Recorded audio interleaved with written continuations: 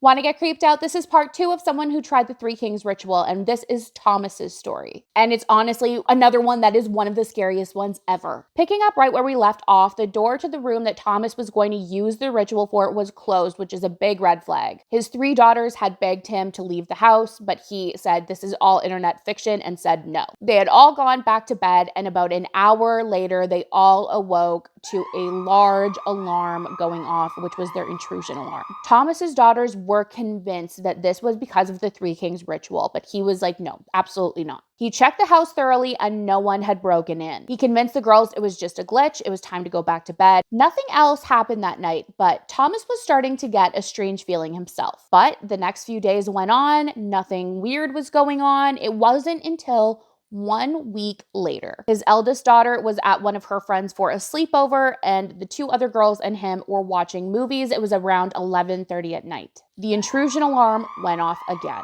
Thomas complained that he would have to call the alarm company and let them know what was going on, and his daughters seemed to agree that there was just some kind of glitch going on, and that's what he thought. But that night at around 2:30 in the morning, his middle daughter woke him up because her light in her bedroom had gone on by itself, and she was terrified. He tried to calm her down, but he was feeling confused himself. He was able to convince her to go sleep in her younger sister's room, and he tucked them in, closed the door, and when he closed the door, he swore he heard a light knock at the front door. His immediate thought was that it was his eldest daughter, but he went to the door and opened it and no one was there. He decided that it was his imagination and he went back to sleep. But this is when strange events really started to occur. It was the next morning. His eldest daughter had gotten home. They were all eating breakfast when the living room TV turned on by itself and started just flipping through channels. Later that night, all 3 of Thomas's daughters came into his bedroom to wake him up in a panic. Thomas's oldest daughter had woken up to the sound of knocking on her wall. This terrified her, so she decided to go upstairs and crawl in with her younger sister. When she went to climb into bed with her younger sister, she noticed her youngest sister was also in the bed. The youngest sister, who was 13, said she had seen a shadow moving in her room, so had gotten freaked out and crawled in with the middle sister. All 3 girls decided they'll squish into bed together and sleep together for the night, and they were just starting to doze off when they started hearing knocking on the floor. They all screamed and ran into Thomas's bedroom. A couple of days later, Thomas woke up before anybody else, and he went into the kitchen to find that every cupboard, every drawer in the kitchen was open, including the fridge door. He closed them all and decided not to tell his daughter.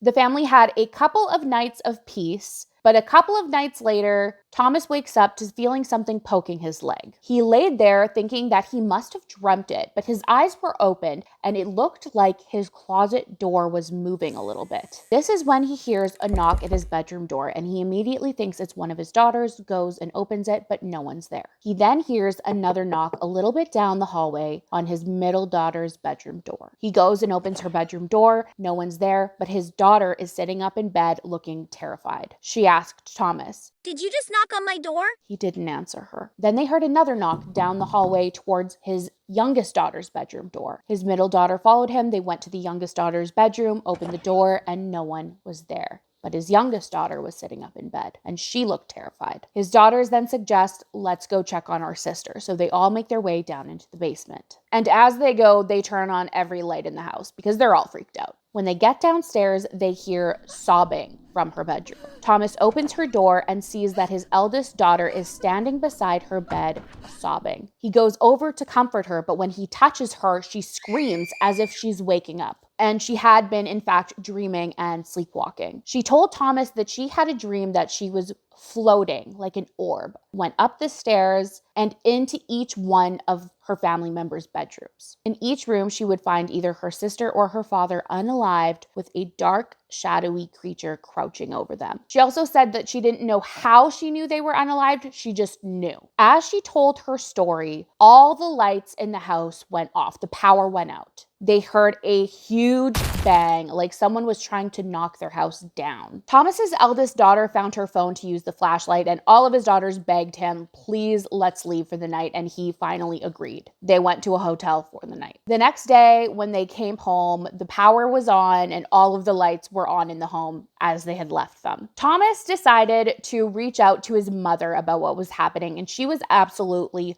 horrified that Thomas had even considered this ritual and was so mad at him for bringing something into the house. Luckily, she had a friend that was into the occult and could do spiritual cleansing. So that friend came to their house and did a spiritual cleansing. The activity stopped for a while, but Thomas said that it's been 10 years and once every few years, activity seems to start again, at which point he will have his mom's friend come in and do a spiritual cleaning. He wonders if this activity was really from the ritual or attempted ritual, or is it something that they created with their fear? What do you guys think? Anyways, that's it for this one, but click here if you like the Three Kings ritual stories. I have a series, I think it's $2. It has the scariest Three Kings ritual stories ever, and they've never been heard before. See you next time.